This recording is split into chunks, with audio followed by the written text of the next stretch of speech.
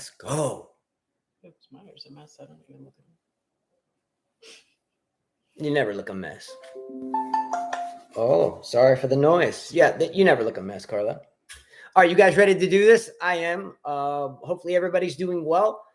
We are lucky. Well, not lucky. I think we're Not lucky. I think it's more we took advantage of being rained out again, right? So we used to do these every day during majors for the past, I think, 5 years, 6 years. And because of our commute, it's been tougher to do.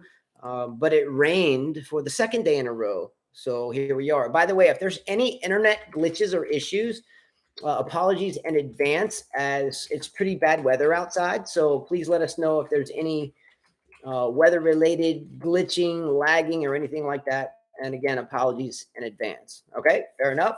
Van Lee's already out there. So Van Lee, we're gonna put it on you. Let us know if there's any type of yesterday people said it was very bad. Yeah, and sorry in advance, but just let us know if it's just blatantly bad, so we can reset.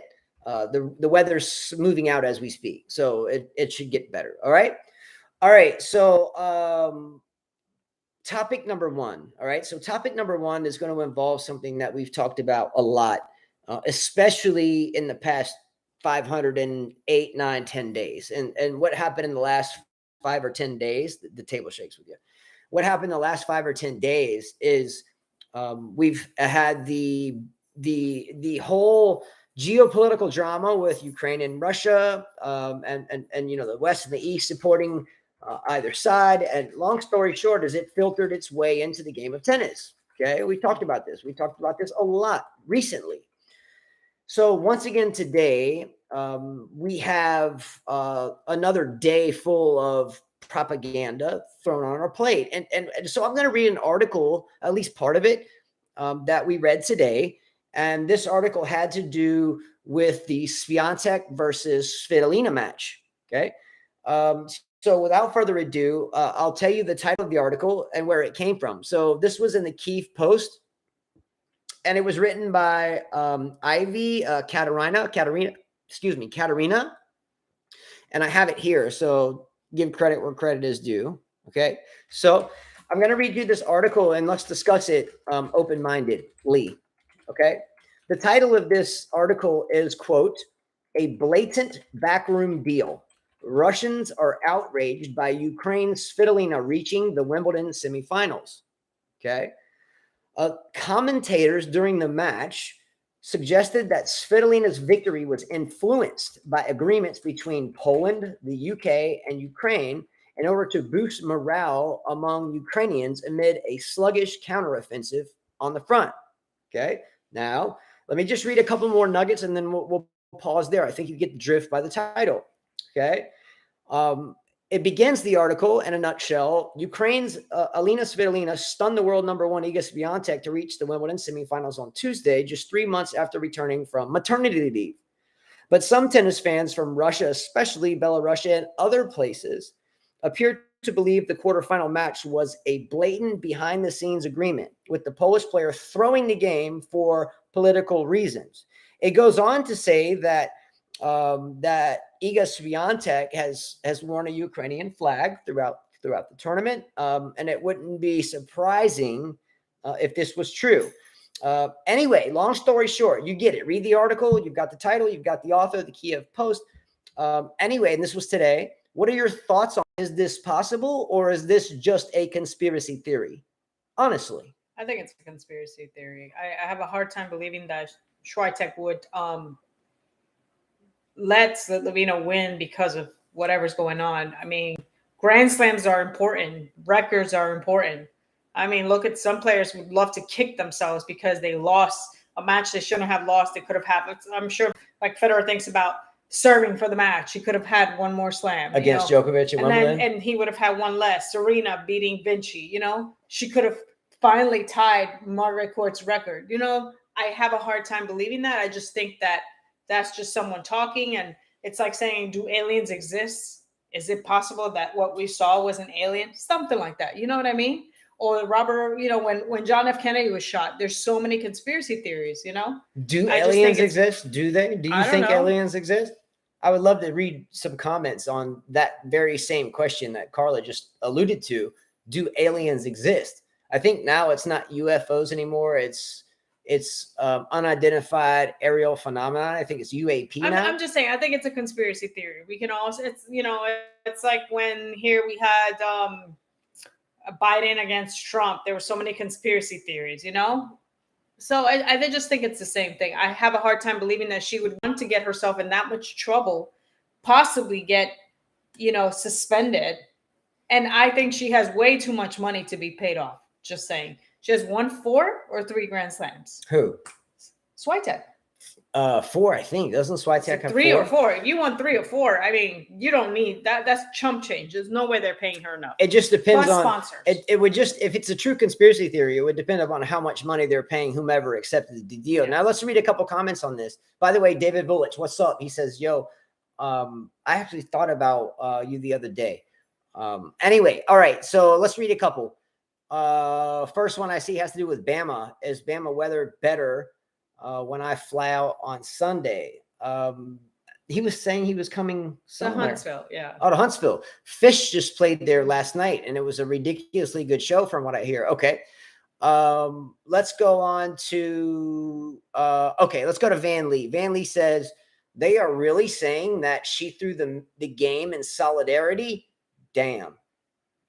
I mean, it's possible. The thing that sounds like, that smells like propaganda to me, is the fact that the Kiev Post wrote, right?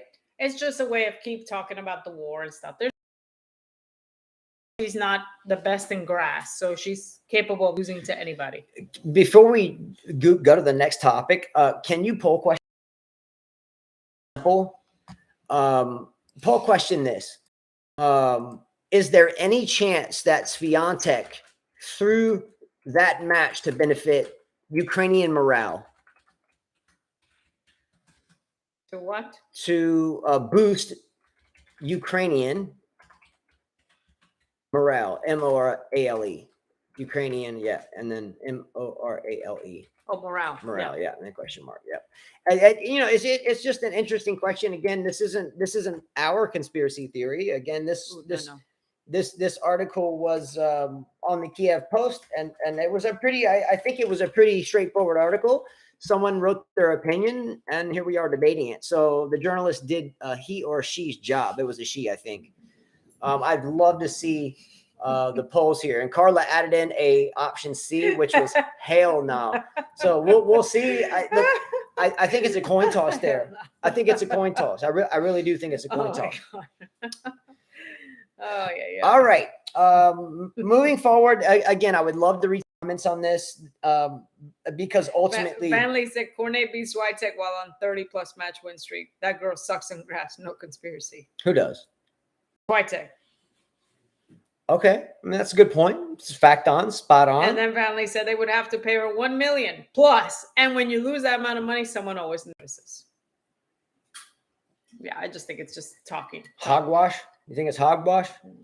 All right. Anyway, thoughts on that, and we'll get into the women's semifinals here shortly as a separate topic altogether. All right, topic number 2, and this really is just some random thing, but being coaches that we do, and that we are, and we spend time with kids and young ladies and young men. Anyway, we read an article today that the gymnastics trainer, or former gymnastics trainer, This one's messed up, Larry Nassar, that was imprisoned for sexual assault on multiple gymnasts. Okay. So I think we all know the story. Okay.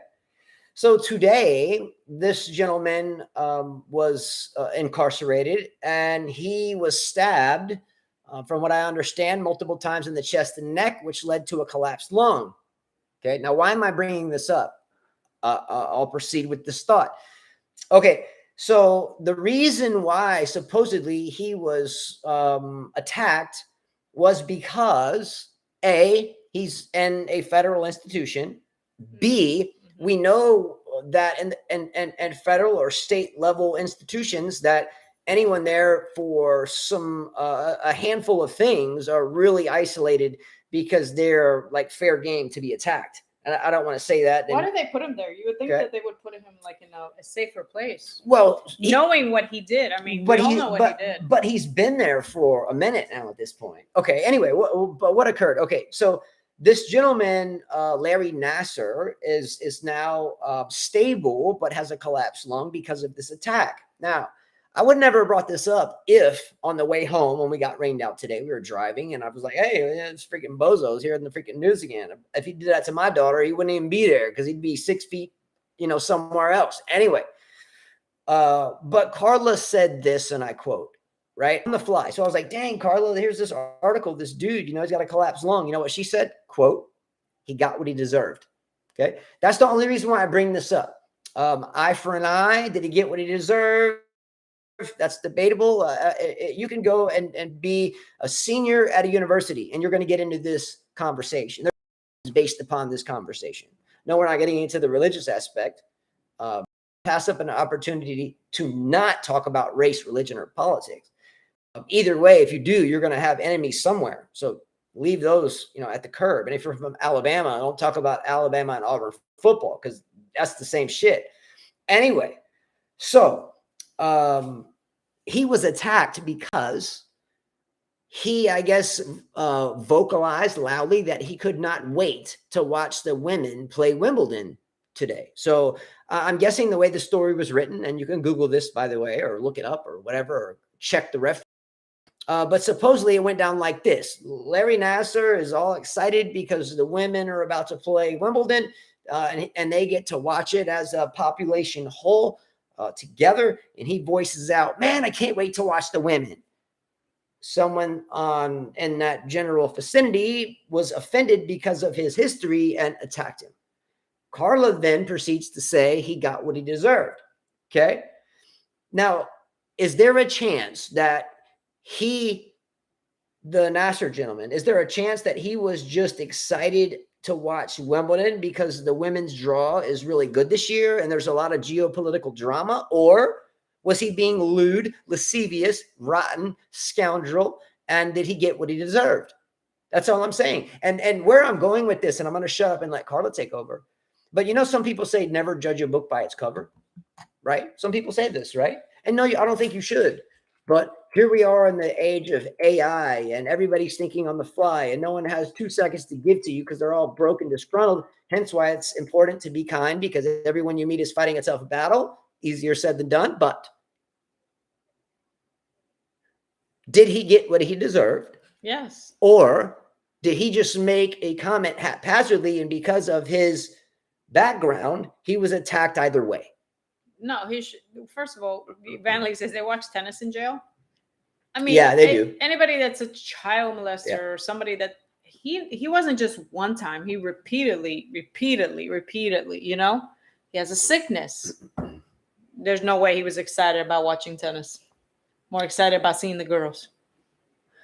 Well, again, I see it. Yes, that he's where he should be. I think the proof was in the pudding. The case was pretty rock solid. He got what he deserved. I'm sure some parent out there is like, thank you. Yes, you're correct. But I don't think that the gentleman that did it to him is going to be better off because he did it. No, I agree. No. So I thought prisoners do mess with child molesters. They do. They do. Yes, they do. They've F them up badly. Yeah, it's not really welcomed for sure. Mm-hmm. Anyway, so was he being lewd in this context, or do you think? Yes, he deserved it. I mean, all those girls that have to live with that for the rest of their life, to think about that, someone that they trusted, a trainer or someone they trusted, you know what I mean? Yeah. And for that to happen, I mean, how do you trust another man?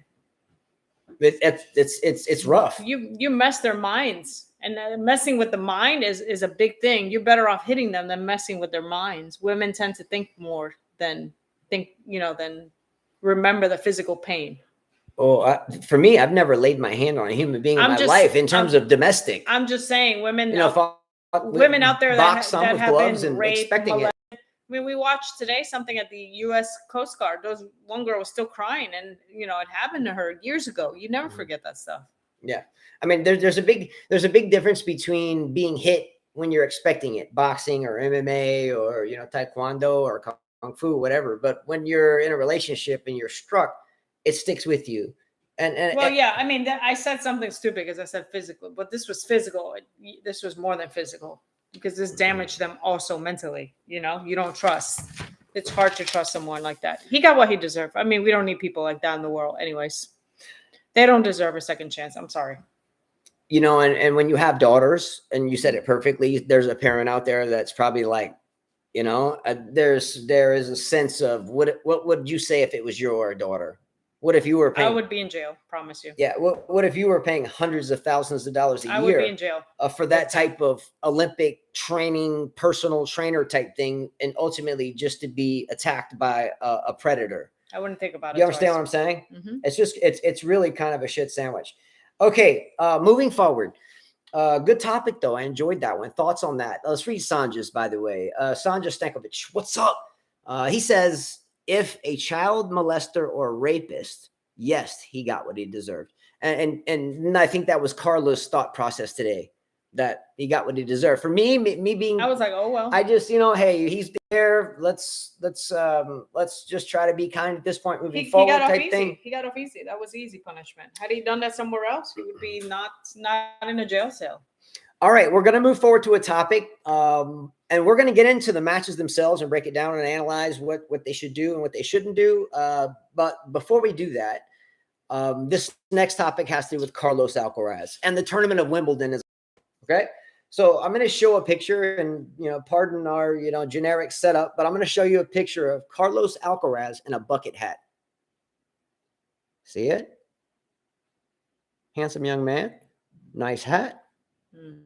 Okay, see it? Okay, now let me give credit where this article is due. So this, look at the title of the magazine, High Snobiety, like a snob, high snobiety. And this was written by a Taylor Wilson with 2 L's. Wilson with 2 L's. So Carlos Alcaraz, I guess, has a press conference today, and he's wearing a bucket hat. Now, mind you, I'm a big fan of bucket hats, and I know Yin Hao Kaur is out there because we are both enthusiasts of protecting the skin. Just so you may have seen a couple of videos that I've made in the past 10 years, and I have one about something that I personally went through, and you did too because you were taking care of me. But I had a malignant basal cell carcinoma cut off my nose, my forehead, and then a part of my face over here. But the one that got cut off my nose here was really aggressive. It was near my eye, and all of it was done because of too much sun exposure, not protecting the skin. My dad always told me since I was like 2 years old, wear a wide brim hat, and now I do it finally because I had part of my face hacked off. Okay, anyway, that's nothing to do with the article. Just saying, I like his health awareness of wearing the wide brim hat. Anyway, but there were some that indicated that he didn't follow Wimbledon's staunch conservative dress code. In other words, Wimbledon has this thing where it has to be all white, and I don't have a problem with that. We just had a Whites and Woodies tournament at Mirror Lake Racket Club and Mobile here in Alabama just a couple of weeks ago. So we're a proponent of that. But the thing is Wimbledon isn't always so conservative. Okay, so here are some Wimbledonites complaining that his hat was too bold in the stripe. His stripes were too thick, too loud. It should have been thinner. It should have been okay. Now, first of all, the rules indicate that their rules are really tied to the tennis court when you walk onto the court. That's why you see sometimes the Prince of Wales in a blue blazer. Okay, just saying. It doesn't apply to the press conference, number one. So whoever, came up with this drama so we can talk about it, just shut up. It applies to the court. So check your rule book. But I wanted to toss something back at this person, Taylor Wilson with 2 L's, and say, you're an idiot. Okay. First of all, Wimbledon isn't all that conservative anymore. Correct me if I'm wrong. About 5, 6, 7 years ago, John Isner played Nicholas Mahut, and they went into a 5th set, and the damn thing spanned like 27 millennia and went like 9,998,992, 9,988,990, spanning 7 months. It alone. Then they come back the following year, and correct me if Mike Walker's out there, he can check my math because he always gets it right. correct me if I'm wrong, but did not Mayhoot come back the following year and play John Isner and get into another brain-beating session of boredom? Is that right? Something like that. Mhm. And then after that, or maybe it involved Kevin Anderson, possibly another serve bot. Okay. But what happened after that? So Wimbledon at this point in time was one of the only majors besides Roland Garros, which we know is the French Open. I think they flipped the narrative on that, 10 or 15 years ago or something. Anyway, so they went from no tiebreaker in the fifth set, play it until next year, whatever, figure it out, to a tiebreaker in the fifth set. Now, one of the most traditional rules in all of tennis, and this is not even debatable, if you were born into the game and you followed this game for 46 years, much less say, hey, my dad out there 85 years, my mother 74, 75 years, Carla 45, her dad 68, 45. I'm not even 45. whatever. You're a hot mama, I know that. I didn't start playing till 11, so it's no way it's 45. I'm about to be 44. Okay. One of the most traditional rules ever at majors is there's no tiebreaker in the fifth set. There was an exception to the rule since its inception, correct me if I'm wrong, Mike Walker, that the U.S. Open always had a tiebreaker in the fifth. Okay? Correct me if I'm wrong. Has not the U.S. Open been the only major, especially because it's the end of the year, that they had a tiebreaker in the fifth? 7-6 in the fifth is doable. But because Mayhoot, I get tired even thinking about him, even though he's a good player. John Isner, 7-6, 6-7. Hey, what's the score? 6-7? Okay. You get what I'm saying? So because Mayhoot, a doubles specialist, and Isner Snorbidor, throw some anyway. They changed a rule that made majors what they are. And when did Wimbledon begin? Like 1882, 1885, Mike Walker. When did it begin? I wonder if he's like that in his marriage. So here we are, Miss Taylor or Mr. Taylor Wilson. You're knocking on his bucket hat when it doesn't even matter in a preface conference. And then you're saying Wimbledon is ultra conservative when they changed a 150-year rule not long ago based upon some random event times 2 consecutive years. Anyway, that was a hogwash article. His hat is nice. I like the hat. I looked on Nike.com, by the way, where you can buy this, and it was like an $80 hat. No thanks. Belks or Beals is what I think they call it now, or TJ Maxx or Ross. You can get a really hat, very much similar for like $3. Mm-hmm. So go with that hat, unless you want Alcaraz hat.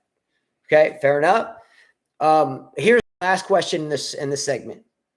Do you like, honestly, put it in comments, what are your thoughts? And do you like the very strict, supposedly very strict dress code at Wimbledon? Would you care if players walked onto the court tomorrow? I'm not saying you have to go away from white and green or white and little pinstripes, but would you be a proponent to see, say, Alcaraz come out tomorrow in a camouflage outfit and then, take it off and have white and green camo? Right? I don't see anything wrong with that. Right? No. I mean, you feel me? Yeah. All right. Anyway, I was pretty passionate about that topic. Huh? Okay. You guys think I'm an idiot, but whatever. Okay. Next topic. Christopher Eubanks. Okay. Chris Eubanks, as you know, is a 27-year-old coming into his own player, or so they say. He had a good run. Had a great run. Okay. Very good run. Played at Georgia Tech, not too far from here. Been around the game for a while, but I think in the past 10 years, with all the next gen hogwash that we've had to lap up, I think we're now on next gen like 7.0. What was the first next gen crap that we heard? Was it Tiafo? No, it was Chapo. Shapovalov? Felix. Tiafo was in there, I think. De Manor. That was next gen. And then the next gen, I think some of those were still Sinner. in there. Yep. Sinner crept in. Give me some more. We're in next gen. Anyway. Feels like 7, but yeah. Yeah, it feels like I'm getting dumber thinking about it. Anyway, next gen, what? Who? Michael Chang. My sister trained with him. We went to the same club in Southern California. He won the French Open serving underhanded at 17. Boris Becker, Martina Hingis, Jennifer Capriati. She won it much older. But still, she was competing at 16. Yeah, 14. In the thick of it. You know this better than anyone. 14, yeah. Okay.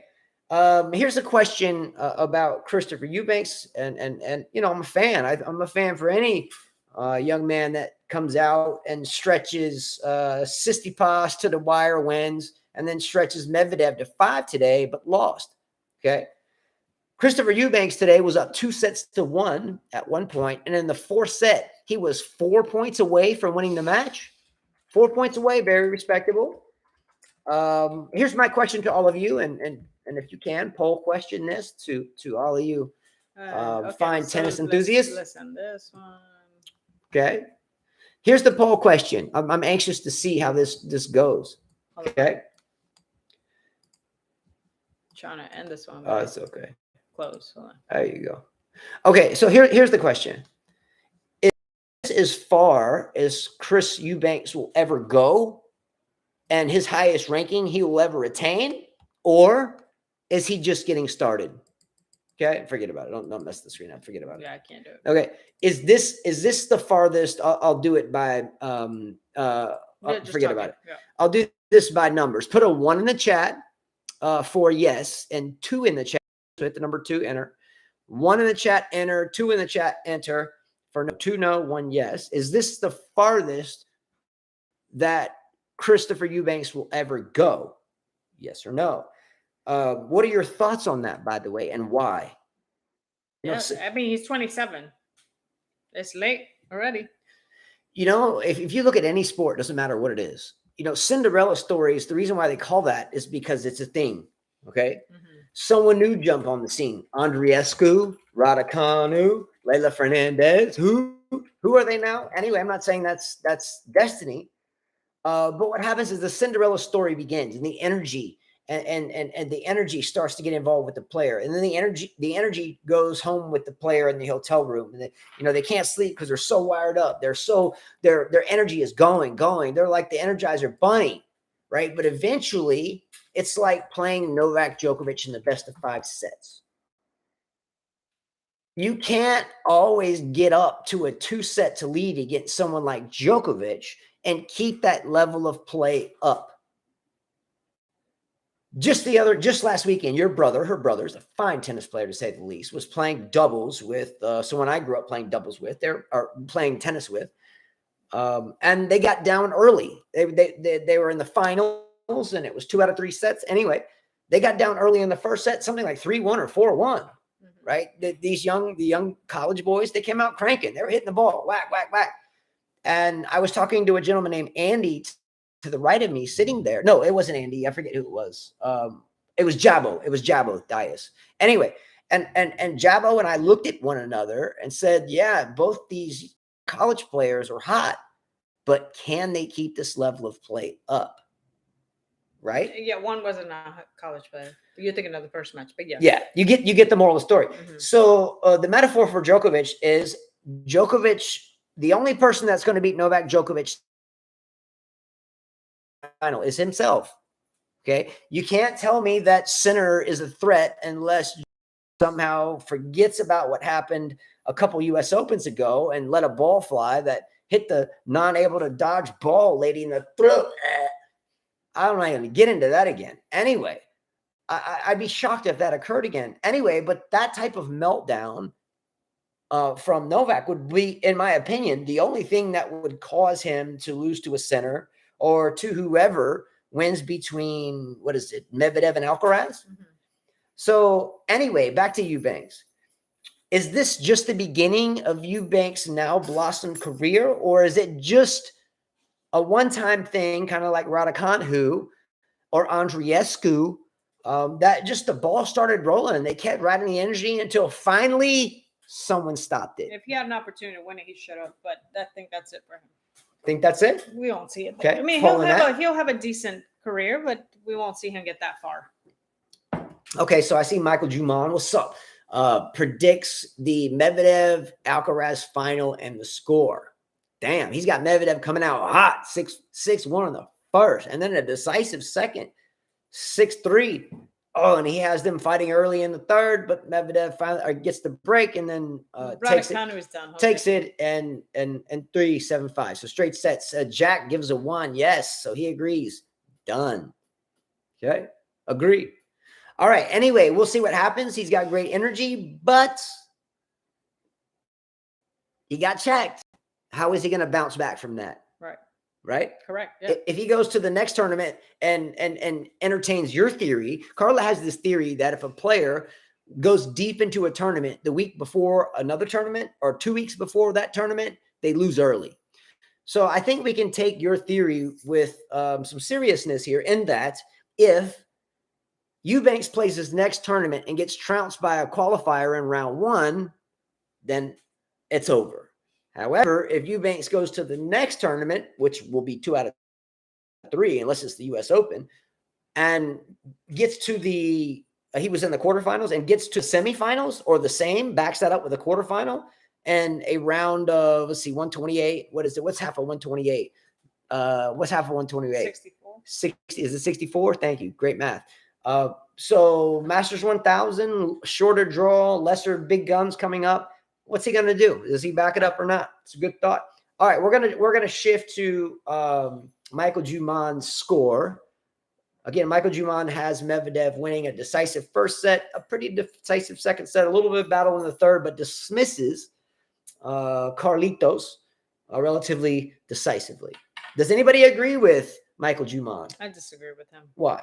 He's not Djokovic. No, I think it would be a 4 or 5 set battle. Okay, predict your score. I'll say Medi wins the first set. What's the score? 6-4. Okay. Battle. Then Carlitos comes back 3-6-3. Okay. And he'll win 6-4. Who in the third? Carlitos, okay. And then Medvedev will come back with uses the crowd to fight his way back into 7-5, and then I said Carlitos wins 6-2. So a decisive fifth. Mm-hmm. I think Djokovic would be happy if that occurred. If they go to 5 sets, of course. He'll be happy. Yeah. He'll be, in the back eating his vegan dinner and, doing some stretches with his, foot over his ear and just laughing all the way to his 24th major. Okay. Look, I don't know. It's a coin toss there. For me, it's a coin toss. You have Medvedev, who is a seasoned veteran. You have Alcaraz that's becoming to be a seasoned veteran, but Medvedev has been here before. Alcaraz has not. I think that he's won a slam. So, but I don't think he's been on the grass in the semifinals before. Has he? Correct me if I'm wrong. Did he make the semifinals before at Wimbledon? I don't think so. He's still so young.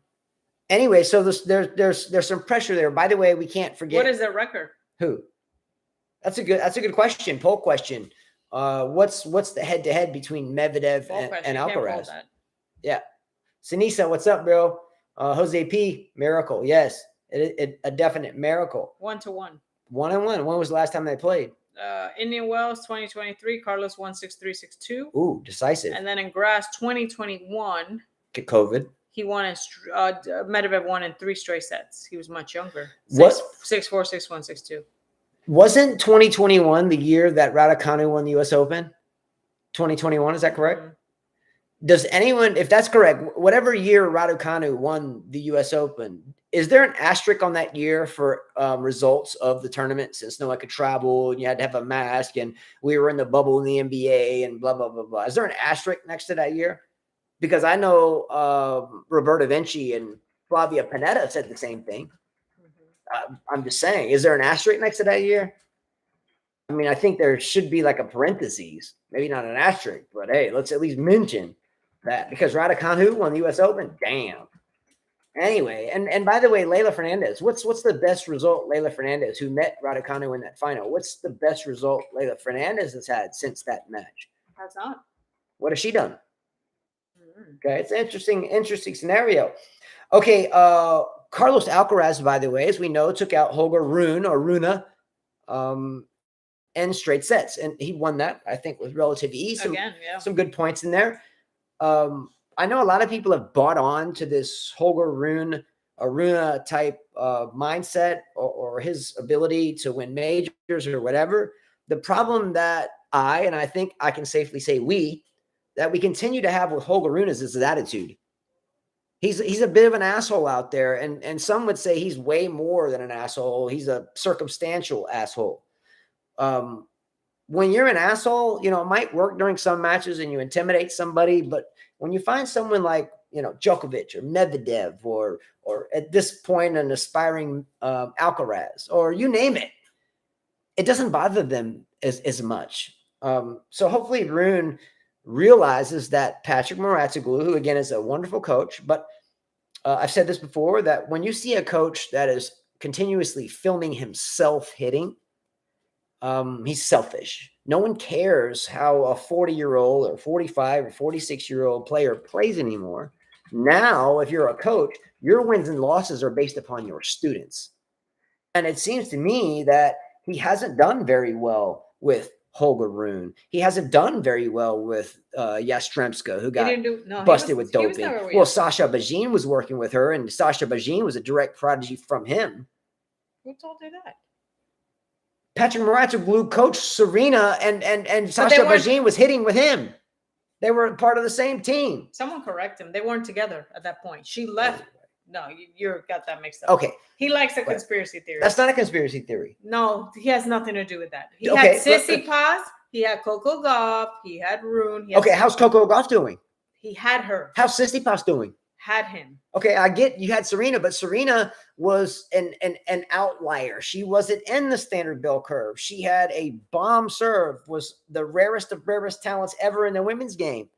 Okay, so because of Serena, would you say that this is true, that Patrick Moratzoglu is who he is because of Serena Williams? Yep. Otherwise, who is it? He has to continuously. Now, he's a good coach. I love his metaphors. I much love, bro. Good coach. But he films more videos of himself hitting as an old man.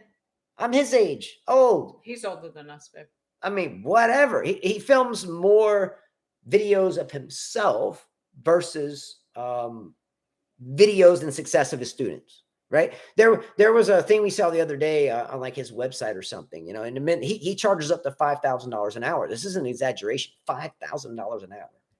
I don't know if it's euros or US, but $5,000. Anyway, he was teaching this kid and published this video, and no disrespect, good coach, just saying, but I'm just telling you.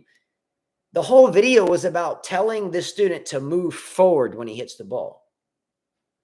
I'm like, isn't that the most elementary? When the ball comes, you move forward and hit. You move forward and hit. I'm like, damn, for $5,000 an hour, I can read that shit of Vic Braden's Fundamentals of Tennis that I read in 1979. $5,000 an hour. Who? Maybe Raducanu needs to go there.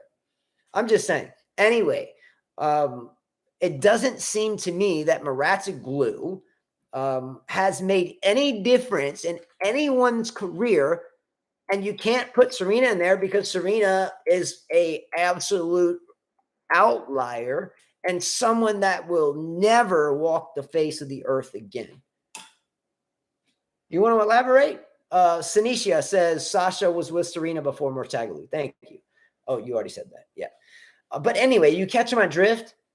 So, since Serena, we've watched Patrick Moratzoglu in the box with Sissy Paz, Sissy Boy, Coco Gauff. Damn, didn't she get trounced in the first round of this Wimbledon, which she was, supposedly going to do very well, and she was in the top, 20 in terms of seeding?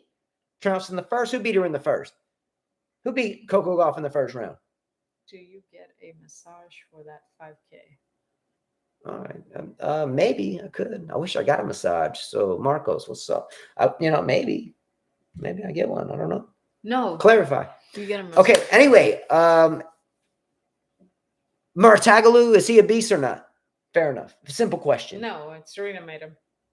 Okay. Now, if you have a young student based upon everyone but Serena, and you throw Tsitsipas and Coco Gauff and Yastremska or whoever, you throw Sophia Kenin. Sophia. Yep. So now, thank you for that. Who said that? I said that. Oh, good job. But is there a reason why you would go out of your way now to spend $5,000 an hour? No. Just saying. Maybe $49.95 and a hot breakfast. Just saying. Okay. In my opinion, back to the Medvedev Alcaraz match, I think Medvedev wins this one. I think it's 4 sets. I'm going to say Alcaraz takes the first decisively, 6-2. 6-2. So 2-6. Medvedev goes on for a 7-6, 7-5, 7-5, and 4. So a nail biter, but 4 sets. Alcaraz comes out hot. He can't keep his level of play up. And Medvedev capitalizes on crowd energy and just sheer tenacity. Fair enough? That's my prediction on that. All right, the final four men are, no shock, Novak the GOAT, Djokovic, the GOAT, uh, Alcaraz and Medvedev, who we just mentioned, and Yannick Sinner, right? Out of those three, notice I didn't say four, out of those three players, who gives Djokovic the toughest match?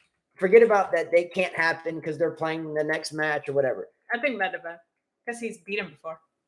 I think Sinner gives him the best I hope match. so. I read somewhere that they think Sinner has a good chance. I think And Sinner, I had some fans that are diehard Djokovic fans that said Sinner has been watching, and so have many players. So they think that Sinner has a great chance. yeah. And we talked about yesterday that who was it that was out filming Novak Djokovic's practices? Alcaraz's dad. Yes. So Alcaraz's dad was filming Djokovic's practice, and there was some discussion about that. You know, in the NFL, what's up, B-Dog out there? We had Spygate, where the New England Patriots, or excuse me, the New England Patriots were filming another team's practice to steal their signs, like their play calling ability, and they got in a lot of trouble for that. As far as I know, there's no rule about that in the game of tennis, and I don't think there should be. I think that's good coaching. That's good fatherhood. You know, our kids are any of our students playing that tournament besides Miller. So we have a tournament this weekend that our youngest children are playing in. Anyway, but when the tournament begins, I'm not worried about their first round matches. You know, if they win, great. If they lose, great. But my job as father and coach is to find out the people that they may play and go watch them play, and then come back and tell them what their weaknesses are. And then if they don't win the first round match and they never see them, okay, nothing ventured, nothing gained. But there's a very important aspect of scouting your future opponents. Do you agree or disagree? Mm-hmm, agree. Anyway. So Sinisa said last year Sinner played 5 sets with Novak. Beast match. But when you get into 5 sets with Novak, best returner that's ever lived, it's tough to crack that cold set of ice, right? Mm-hmm. He's a killer out there. Ask Roger Federer, that was serving for his 9th Wimbledon in the 5th set, serving for the match, the mighty Fed. And Djokovic guessed correctly and not accidentally, and neutralized that service game and took the match, right? If Sinner gets into a 5th set with Djokovic, imagine the mentality of Sinner compared to the mentality of Djokovic. So yeah, Sinner, you have to give it to Djokovic to go to 5 sets because experience wins. But I mean, he would, if he has a chance, he has to win it. I would say in three, obviously, because I think when you get deeper with Novak, it is all mental. Do you have the belief that you can beat him? There's very few players that have done that, and those are the other guys. You know, the other two that have been able to do that, believe in themselves, you know? Indeed. And when you're a kid, so I don't know that you have that much belief. Yeah, and even more so. So think about it. Think about it, Carla, if you're receiving serve and Djokovic is over there and you're center here and you're in that ready position and you know, the ball's in his court. He's bouncing the ball. He's getting set. You know that serve's coming. I feel that center's mindset is, oh my gosh, I'm in a tiebreaker against the greatest player. You know, hopefully I guess I'm sure that runs please don't make a mistake. You know, oh my gosh, you know. Yeah, and then here comes the serve. And then I'm tight because of those type of thoughts, right? We know we've been in this situation. So flip it to Djokovic's side, and let's say Sinner is serving. He's been there over there, and Djokovic is receiving. His thoughts are like, bitch, I've been in this situation before with arguably one of the greatest of all time, Roger Federer. I've been in this situation for like 27 hours of the Australian Open against Rafa. I am not worried about your ass. Bring me what the hell you got. I'm going to light your ass up. I think that's the difference in the mindset. So with that type of mindset. Well, it's also age. When you're older, you've been through a lot. So you tend to calm down in situations that you normally wouldn't have when you were younger. I mean, I think about stuff that I'm in, that, you know, I face now. When I was younger, I don't think I thought that way. Yeah. So, yeah. Look, and I've done some boxing in my life, and when You've done some boxing in your life, some anyway, but what I don't want to say where and how. I don't think it's okay. Whatever. Anyway, but when you box, if somebody is coming towards you, they can't tackle you in the sport. You just kind of want to keep them off with the jab, right? But if you don't think about that, and you think you're going to get attacked, you're going to be tight. You see what I'm saying? Mhm. So what I'm getting at is center. I'm guessing if it's a fifth 5-set match, Mhm. again, right? I think that the mental advantage goes towards the GOAT. Mhm. I don't think it's debatable, Mhm. right? Mhm. All right. Let's shift gears for a moment. We'll scratch this out of the way. Who wins, Alcaraz or Medvedev? I picked Alcaraz. Okay. I'll take Medvedev. Djokovic versus Sinner. Who you got? I have to give it to Djokovic. I think it's going to be too tough. But, if Sinner beats him, that'd be good. And if Sinner does beat him, then I'll root for Sinner because he went through the toughest person to win the slam. You know what I mean? Would deserve to win the slam. I don't think it would be good. I think it would be better if we had. No, I'm talking about if Sinner beats Djokovic. That wouldn't be good. Then I root for Sinner to win the slam.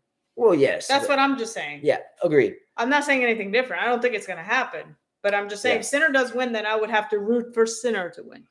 Well, there's 4 really good players in the finals, and Djokovic is by far, I think, out of those 4, the best player. I think Medvedev has the best chance because he's played him so many times. Yeah. He's played him so many times, and they're friends, and he knows his game, and they both do that stupid mental caca bullshit, and, And they do well at that. Yeah, what I'm saying is I think he has the best chance. Yeah.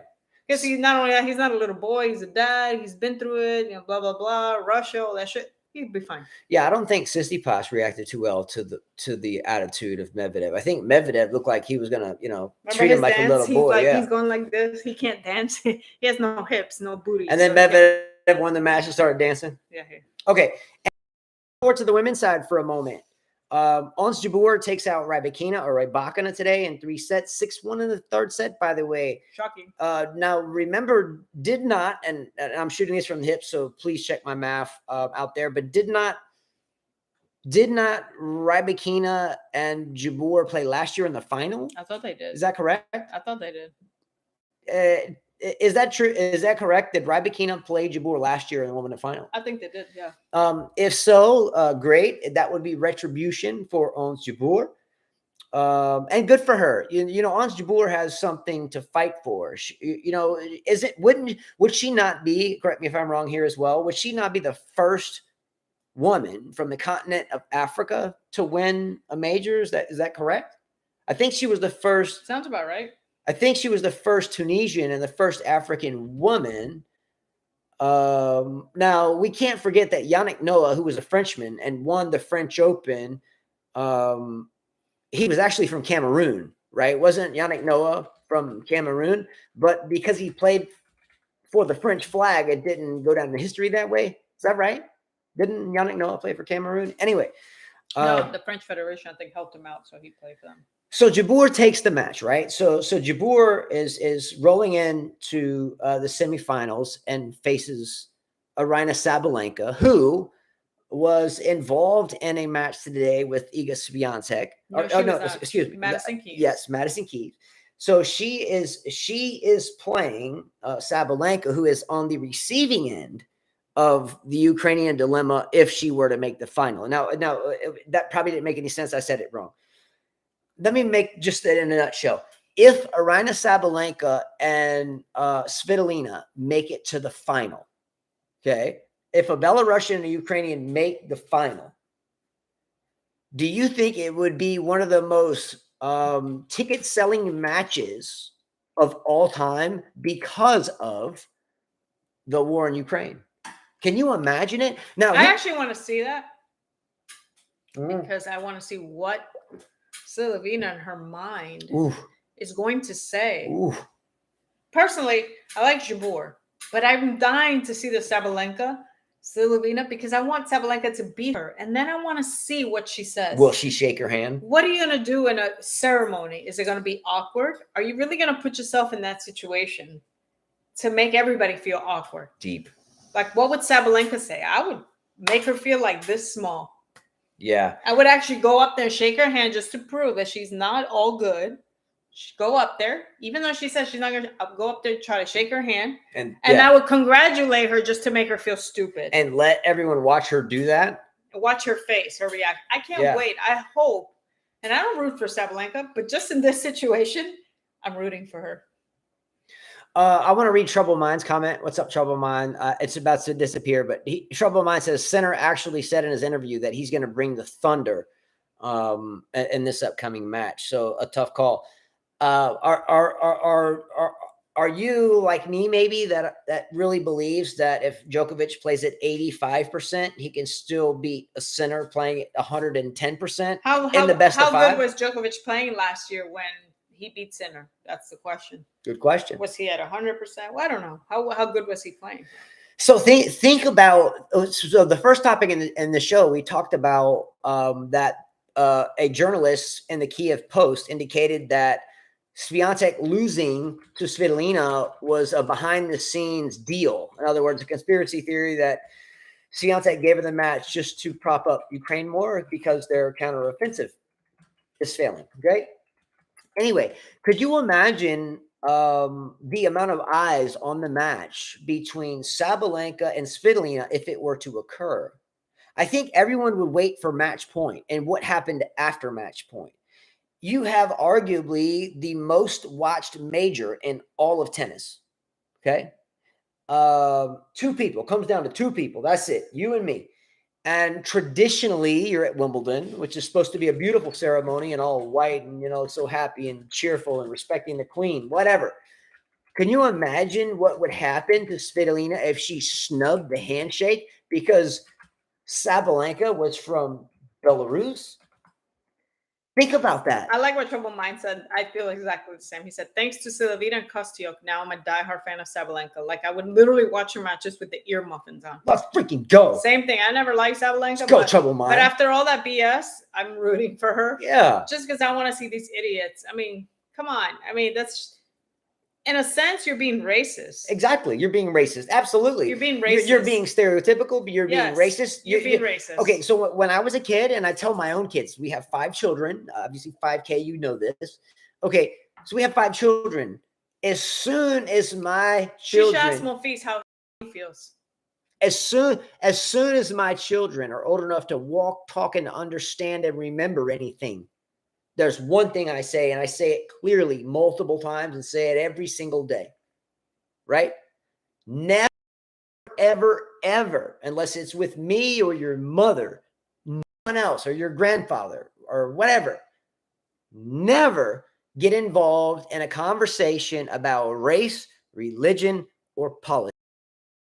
How would she like it if her kid who's mixed, they say something that, like, if she was in Ukraine and they didn't accept a black person mixed with her, how would she feel? How would she feel? She would feel terrible. We have mixed children. She would feel terrible, and it's gonna happen. Yeah, here you are. She would feel terrible, and here you are doing it to somebody else. I mean, she is a big hypocrite.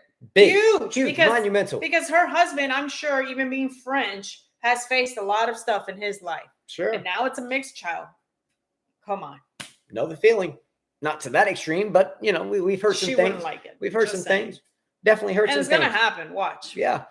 So now the conspiracy theory behind it is, do you think if this Kiev Post article that we started the show about, with the Kiev Post journalist saying that Swiatek was paid off behind the scenes, or insinuating that to benefit Ukraine and their morale because of a failing counteroffensive, do you think if that final does occur, that the conspiracy goes all the way through Jabeur and all the way through Vondrousova all the way into the final? Is the conspiracy that deep? No, it's not deep. I don't know.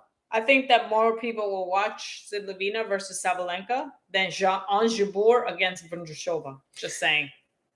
Repeat that.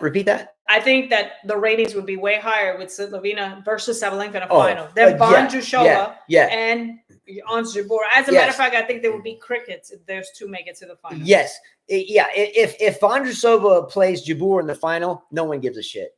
Whatever, good luck. And maybe I catch the highlights. Maybe not even that. Okay. But if Svitolina plays Sabalenka, I can assure you that the ratings would be as high as I would watch it. As the Rumble. Even though I don't like to hear the screech, I would watch it. Yes, agreed. As the Rumble and the Jungle, and the Rumble and Jungle was fought in Zaire against Muhammad Ali, and was it George Foreman, or was it who was it? Sonny Liston? No, Rumble in the Jungle, Muhammad Ali and Foreman. Is that right? I don't know. Can you put Rumble in the Jungle? I should know this. I have Muhammad Ali's statement behind me. What does that one say? Muhammad Ali, don't count the days, make the days count. Anyway, he was a fine athlete. Muhammad Ali against who? In the Rumble in the Jungle? Just put Rumble in the Jungle, and that'll come up. Just put Rumble Jungle. Frazier. Oh, let's go, Vulic. Let's go. Who's right? Because Dushan said Foreman. Great fight. There you go. He fought against George Foreman. Excellent. Okay. Dushan got that. And good job, Vulic, by the way. I was thinking about him the other day. I think I already said that. Anyway, do you know how Muhammad Ali was able to get through a lot of his opponents? He was able to absorb a lot of impact, right? So this involves tennis, by the way. So boxing footwork is commensurate with the game of tennis. Okay, happy feet, stick and move, float like a butterfly, sting like a bee. But Muhammad Ali was very good at absorbing blows and protecting himself until his opponent tired out. And then when his opponent tired out, he would commence to scoring points, peppering you with shots, and then knocking you out, right? How does this relate to the game of tennis? Okay. A lot of players these days focus on hitting the ball really hard and getting the point over with in 3 or 4 shots, right? Okay. Well, what happens if you're playing a good counterpuncher, someone that can absorb all those blows, get the ball back, move you getting those ball back, not just getting it back and deflecting it back to you, but deflecting it and making you move? Then that person tires. Can they keep that level of play up? Or if the defensive player plays the game correctly, Christopher, our 4th son, was very good at doing so, right? Christopher, our 4th son, was a maestro at defending. He would play these guys a foot taller, killing the ball. Bow, bow, bow. He'd run everything down, chip it back, bring you forward, lob it, chip it back, bring you forward, lob it, roll the serve into your backhand or whatever your weakest link was, and he would tire you and he would piss you off. And then when you got pissed and tired, guess what? He'd come over to the sideline and sit down and be like, I got him now.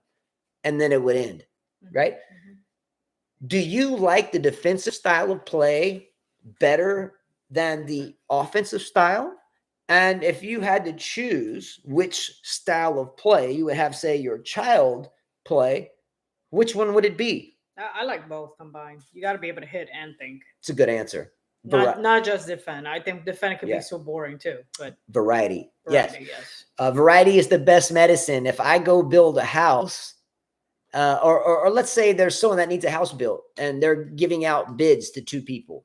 So carpenter number 1 or contractor number 1 rolls up to the opportunity with a screwdriver. With 1 screwdriver, right? Mm-hmm. And then carpenter number 2 rolls up with a Mack truck and 5 whole things of lumber and 27 million tools. And the price was the same. Which one would you choose? Mm-hmm. You choose the one with the full toolbox. Okay. Being an all-around player is being the carpenter that's going to win that bid. Being a level playing field, being both players are healthy, being that both are well trained. If I'm playing someone that all they have is a big forehand, what's my best strategy? Take the forehand away from them. Play them drop shots. Bring them up. I don't care where. They can't take a big crack at the forehand from inside the service line. Take the shot away from them. And then the problem is with a lot of players is they just keep attacking. They keep just whacking the ball, right? If I'm playing Sabalenka, knowing how big she hits the ball, you know how I'm going to play her? I'm going to chip her. I'm going to bring her forward all day long. Chip, chip, chip, chip, chip, just like Djokovic has done to Medvedev over the years. Djokovic laughingly at Wimbledon or 2 ago, laughingly was asked by the pre-match journalist that before they walk out on the court, correct me if I'm wrong, I'm sure all of you saw this. Djokovic was asked what type of strategy he would employ or implore against Medvedev. Djokovic just be humble, just didn't say anything. And the journalist or the reporter or the interrogator, whatever, was like, do you think you'll expose his lack of net play? And he was like, yeah, obviously. right? And what happened that Wimbledon final? What happened? Mm-hmm. He exploited the net play, and there it went. If your opponent just has one shot, take that damn shot away from them. Take it away. Don't try to play their game. Don't give them the ball back. Take that shot away. If you got to look like a schmuck and chip the ball all day so they don't have that shot, then that's what you're going to do. Plain and simple. Agree? Mm-hmm. All right. Last question, and then we'll squash this. Okay, last question. Do you think, honestly, open mind, and we'll take a couple comments on this. Do you think that if Svitolina, Ukraine, and Aryna Sabalenka, Belarusian, do you think if they play each other in the finals, that this will be one of the most watched sporting events in the past 20 years? Think about it. No. Who's been in the Super Bowl? Who's been in the NBA championships? Who's been in the golf? I mean, what Kansas City Chiefs?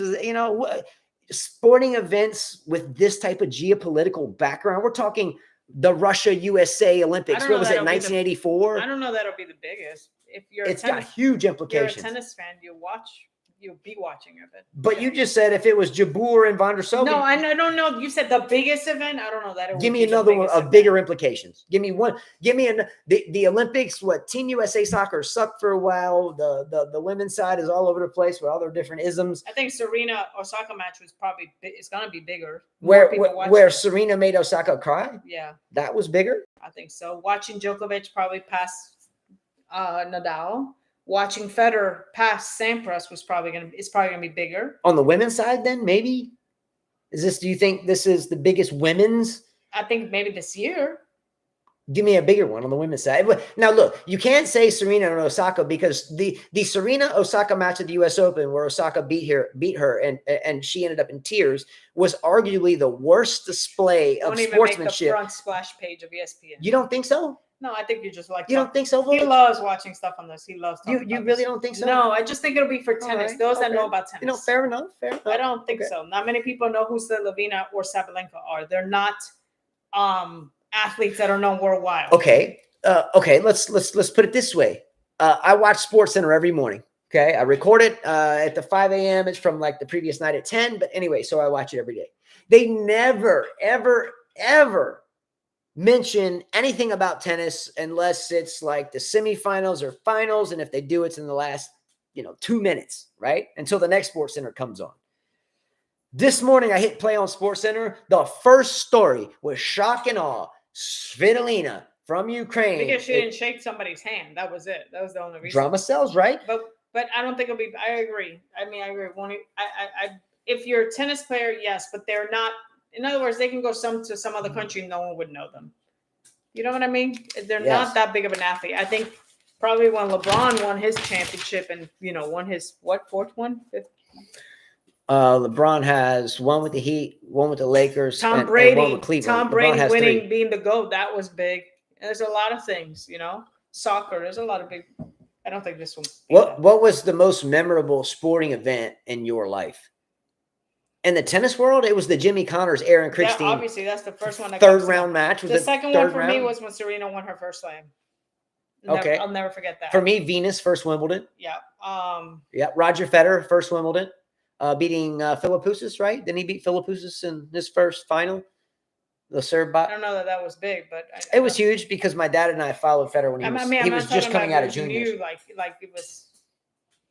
I'm sure when the sisters first they played, that was huge. They made it into this huge thing. Yeah, and then it got watered down, and then no one wanted to watch it. Yeah. What about the Tyson Buster Douglas fight where Tyson lost? I was sick about it. I'm a huge Tyson fan.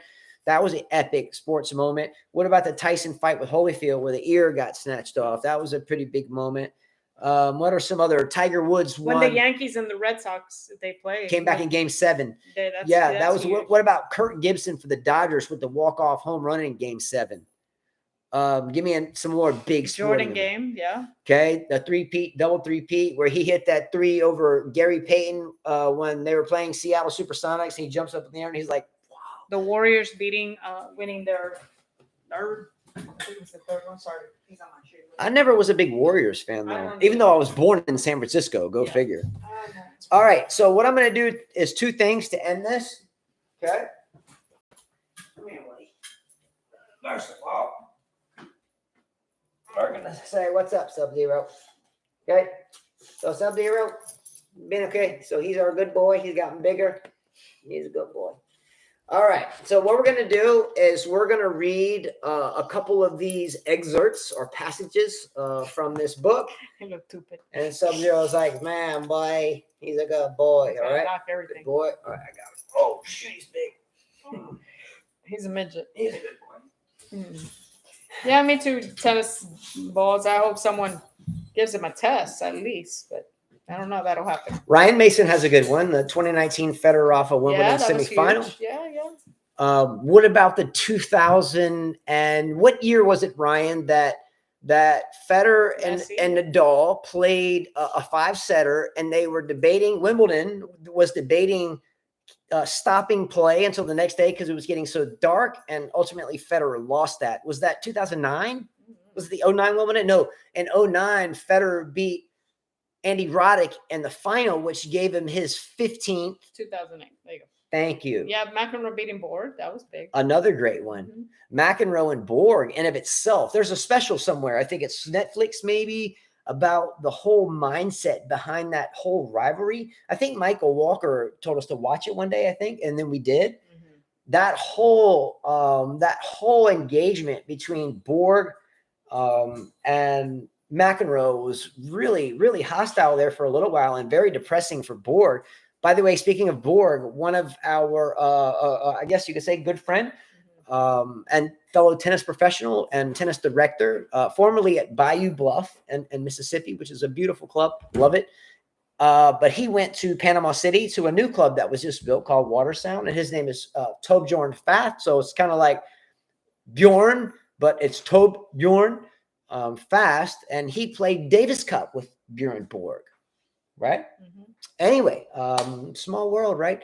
Anyway, but yes, a very, very good rivalry amongst Borg and McEnroe. Don't forget about what about the rivalry between Stefan Edberg and Boris Becker?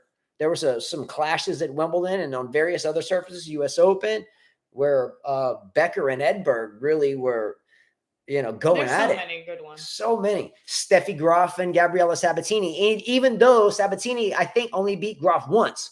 Yeah. But I think that once was at the U.S. Open final. There's so many. Navratilova ever. Yes. Navratilova winning her 9th Wimbledon. Jeez. Yeah. Incredible. It's amazing how many memories we can bring back to life. Random access memory. AI who? AI huh? Random access memory. All right, ending the show. I'm going to read three random lizard tales. And again, this is a book my father wrote way back when he was, for the most part, on an aircraft carrier doing his thing. Anyway, and I've read a lot of pages out of it, over the years, but I don't think I've ever read it start to cover, every last one. So I figure that we will do this together. So I think this is like the 12th or 13th that I've read. So I'm just going to pick a page. Boom. And all right, here we go. The first one in each page is an individual thought. So bear with me. This one was written for my sister on the 13th of March of 1982. And this one is called Accustomed Lizards. And this is how it looks. Okay. Accustomed lizards up here. Okay. Got it. All right. All right. Accustomed lizards are very good little lizards. A week ago today, I went to the nursery to buy a pear tree. As I was looking at the trees, 2 accustomed lizards were watering them. One of the accustomed lizards said to the other, "Hey, I heard another lizard say that little children aren't bothered by turmoil in the home because they're too young to remember." But can you imagine for a moment a young orchard and a windstorm, freeze and flood? So, in other words, children remember shit. They're tied down for it, cognitively or not. Just as a seedling, as you just planted your garden, was hit with a hurricane. So, in other words, yeah, watch what you do around kids because they soak that shit up, no doubt. Okay, next one, pretty good example, right? If you think about it, right? Okay, next one. Flint, like Flint, Michigan. Flint lizards. This one looks like this. All right, here we go. Flint lizards.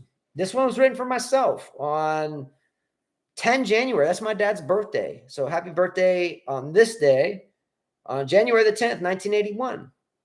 Happy birthday many years ago. Okay, flint lizards. Here we go. Flint lizards are very good little lizards. I saw a lot of them playing ball. Afterwards, a flint lizard talked with the little flint lizards about who had done what and how well. I heard part of what he said. He said, "You will all have a chance to play many more games. When you do," he said, "it's vitally important that you never assume for a minute that you're the only one with character, and never assume for a second you're the only one without it. Be yourself. Be a character. And if someone tells you to shut up, as long as you're within boundaries, in your lane, stay in your lane, then be yourself." Fair enough, right? You can't be a character if you're, ubiquitous and just like everybody else. Hey, right? Stand out. Do you think Carla wears these types of shoes because she doesn't want to be a character? By the way, this is a rare pair of shoes. These are the Halloween 2016 SB Dunks. This is a rare pair of shoes. The other one's totally flipped, got a different pair of laces, different color lace lock. Anyway, be a character, because if you don't, guess what? Someone else will, and then they'll get that sponsorship like Rada Khan, who that sucks, and she's still getting paid by Louis Vuitton. Be a character, just not stupidly. Stay in your lane. Oh, Lonzo Ball's dad. All right, last one, and we're gonna part ways. Yes, so I can cook dinner. What are we cooking? Chicken. I don't know. All right, tell me a number. Any number between Whatever, one just and pick eight. Oh, there's no pages. Okay, well, here we go. I do one. Okay, this one is called stolid. Stolid. I've never heard of this word. Stolid. STOLID. Stolid lizards. I don't know. What's the definition of that? Can you look that up? What the definition of stolid? Stolid. What's the definition of that? If anybody can tell me what the definition of stolid is quickly, man, I'll be really impressed. I'll even read it. Okay, stolid. STOLID. What you got? Just read. Go. I'm curious of the things. It'll put the context of what the thing's about. Stolid. A person, a calm person, a dependable, showing little emotion or animation. Okay, a calm and dependable person. Christopher. Okay. I don't know about calm. Calm. On the tennis court, he never showed emotion. Yeah, but not in life. Okay, you ready? This one was written for me on 7 September 1982. Stolid lizards, the calm and collected and dependable lizard. All right, here we go. Last one. Stolid lizards are very good little lizards, but they can be enigmatic and unfathomable creatures, particularly in their responses to questions. For example, after asking one of these lizards a question, you may not know whatever you stunned him with sagacity or stuffed him with stupidity or fallen somewhere in the vast in between. I got to read that again. Hold on. Stolid lizards, the calm guy. Stolid lizards are very good little lizards, but they can be enigmatic and unfathomable creatures, particularly in their responses to questions. For example, after asking one of these lizards a question, you may not know whether you stunned him with sagacity or stuffed him with stupidity or fallen somewhere in the vast in between.